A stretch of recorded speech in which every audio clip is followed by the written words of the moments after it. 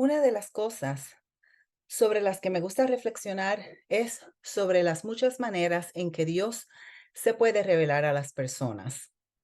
A veces puede ser a través de un sermón, un estudio bíblico o un determinado texto. También podría ser a través de canciones, himnos o tiempos de adoración. Sin embargo, Dios también puede revelarse a través de la palabra hablada o simplemente mirando o escuchando la naturaleza. ¿Cuál es la manera de Dios que Dios usa para hablarte? ¿Cómo puedes ver que Dios está contigo? ¿Dios te habla a través de una canción? ¿Cuáles son las formas en que podrías ver que Dios está presente en tu vida? Para mí puede ser un texto bíblico. Diariamente utilizo la aplicación de la Biblia y allí veo textos bíblicos donde Dios muchas veces habla a mi vida. A veces también en momentos de adoración o en himnos. A medida que nos acercamos a la época de Adviento, pensemos en esas representaciones de Dios a nuestras vidas. Podemos ver a Dios en las expresiones de la temporada. Dice un refrán de esta época, Jesús es la razón de la estación. Así que, ¿cómo Dios o cómo Jesús se expresa en esta temporada en tu vida? También podemos ver otras expresiones y en el Evangelio de Mateo vemos representaciones de Jesús como el Mesías. Él estuvo presente en la manera en que se expresaba a la gente y allí Dios se reflejaba. En este libro de Mateo podemos ver cómo Dios hace esas expresiones y estuvo presente en las personas y expresando misericordia en la gente por medio de milagros.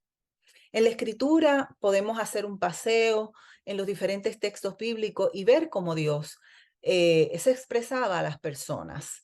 Desde el Génesis hasta el Apocalipsis vemos muchos ejemplos. ¿Recuerdan a Moisés y cómo vio a Dios en la zarza ardiente? ¿Recuerdan a Abraham y cómo caminaba con Dios y hablaba con Dios?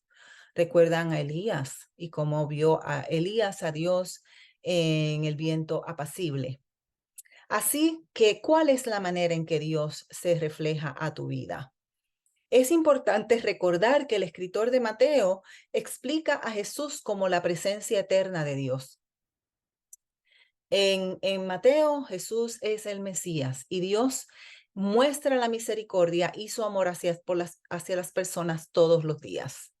No en ninguna particular temporada, sino simplemente en las misericordias diarias. Dios requiere acciones de misericordias diarias y por eso expresa milagros de curación que son tan importantes en los evangelios para poder ver el testimonio de la presencia de Dios presente y la acción de Dios en las personas. El texto de hoy se encuentra en el Evangelio de Mateos.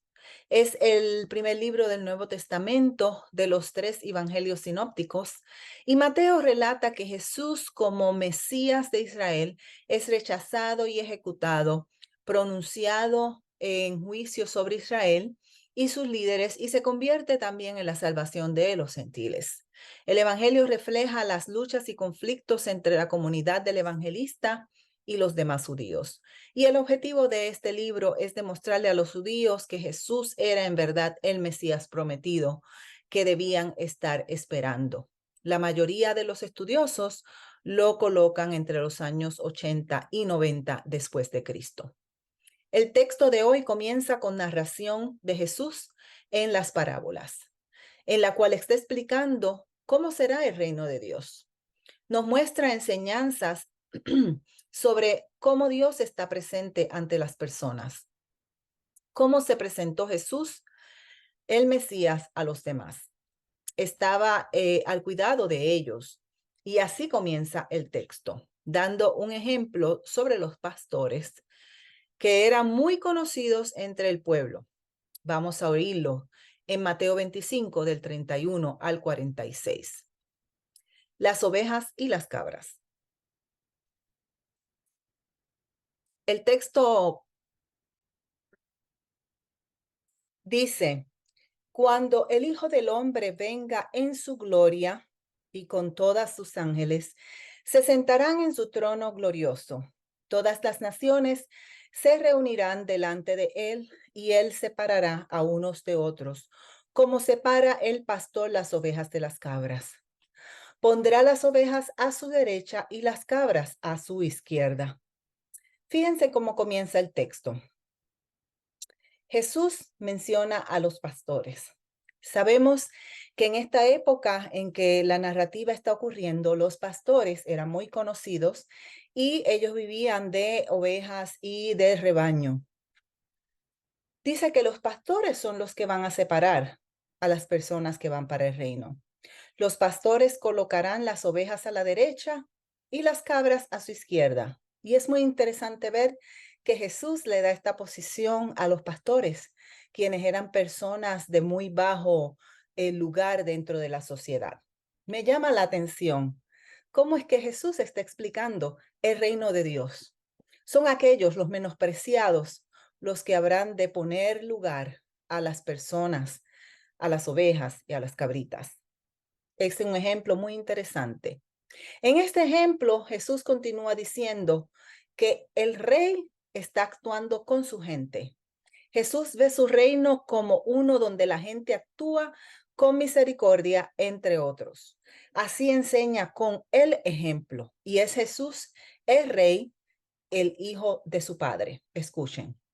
Entonces dirá el rey a los que están a la derecha, vengan ustedes, a quienes mi padre ha bendecido, reciban su herencia.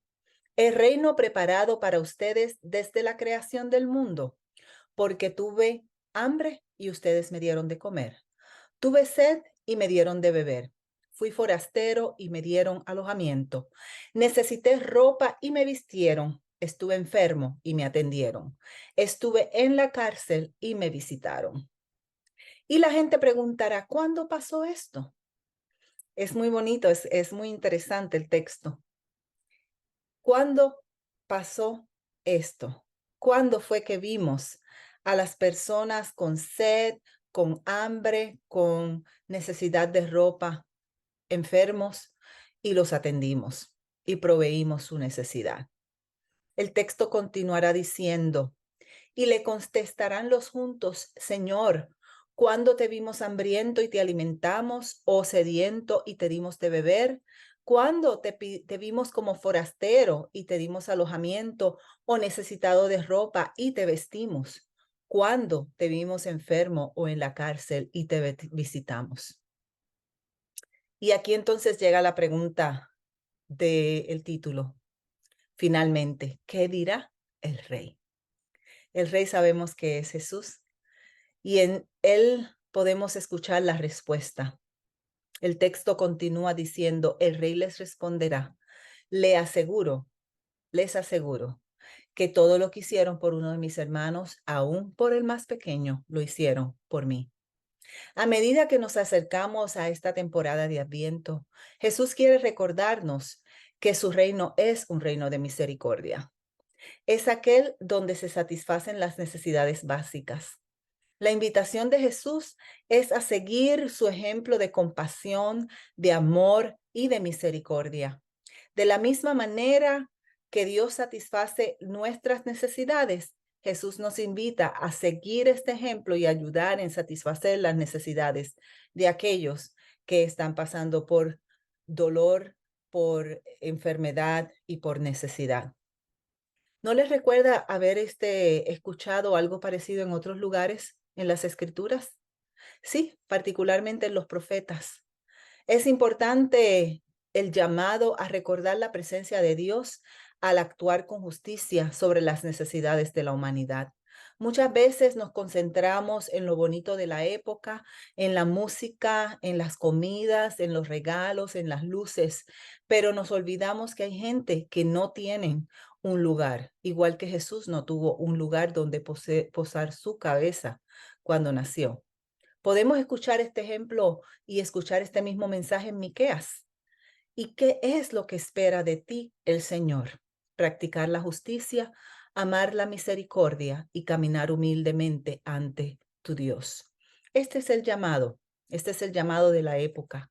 Va más allá que espiritualidad superficial, va más allá que estar en fiestas, va más allá que el egoísmo propio.